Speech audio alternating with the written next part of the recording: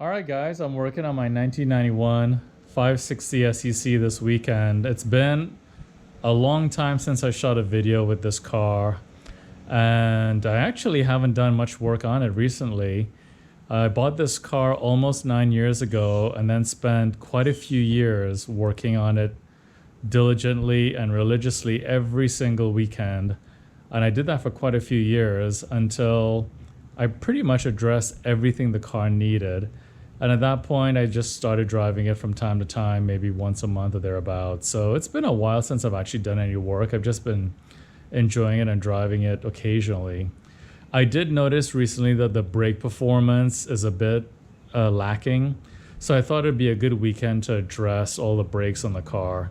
So I'm replacing the rotors, all the calipers, front and rear, of course, all the pads, front and rear, and then bleeding the brakes. So I thought I would walk you through some of those details. Specifically, I wanted to show you the parking brake mechanism.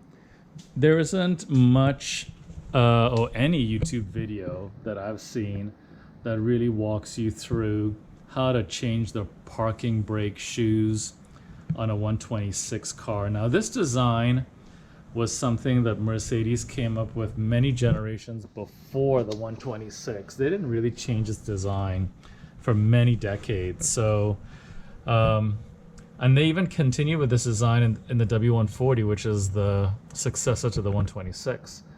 So this video is applicable to several generations that go back several decades up to the W140.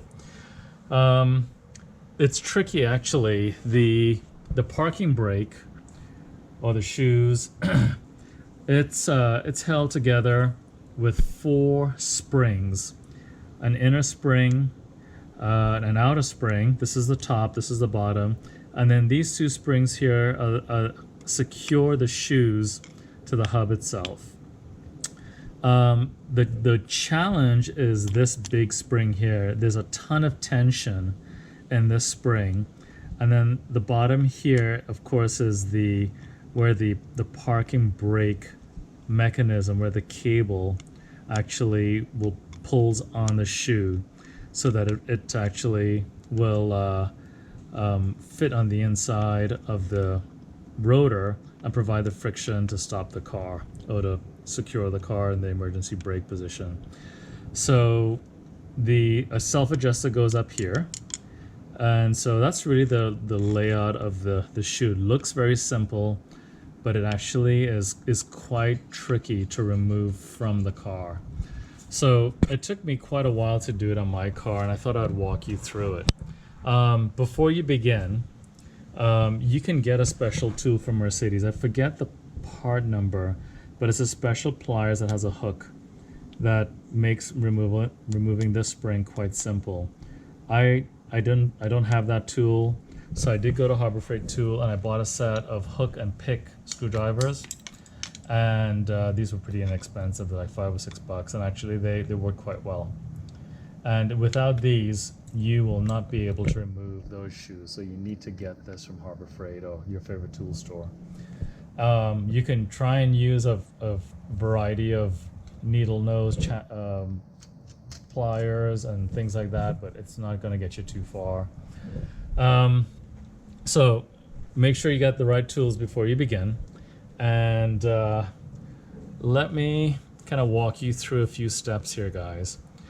First thing is to line up the bolt holes for the wheels with the securing spring, which is right here, and just turn it clockwise or counterclockwise until you get to the slot, and then it'll come out. I actually used this flat edge screwdriver. Again, there's a special tool that fits perfectly in this hole that puts even pressure on the top of the spring, and when you turn it, it actually does a really nice job. But you can get by with a flat edge screwdriver if you don't have the tool. So once you get this one, then you go on to the other one, which is right here, the second one. Again, line up the bolt hole with that, and then just remove those 2 springs. It'll just kind of fall loose. After that, the actual shoe mechanism will just kind of lean, or just pull with your hand. It'll lean towards the face here of this flange. And once you have that, then you can take your pick, one of these two picks, and then undo this spring right here, the edge of this, the end of the spring, either here or down here. And once that's done, then the self-adjuster will just come off in your hand. After that's done, so you got 3 of the springs removed, then you have to tackle this big guy down here, and it's tough. And it's really, I don't know how to describe it, but you just basically have to fight it, turning it with your picks and kind of clocking the shoe, turning the shoe as best as you can to line up the end of the spring with the slot in the shoe. And once you have one side done, then the other side will come out. Again, it's quite a long, bit arduous process, and it'll take some time, so be patient with it.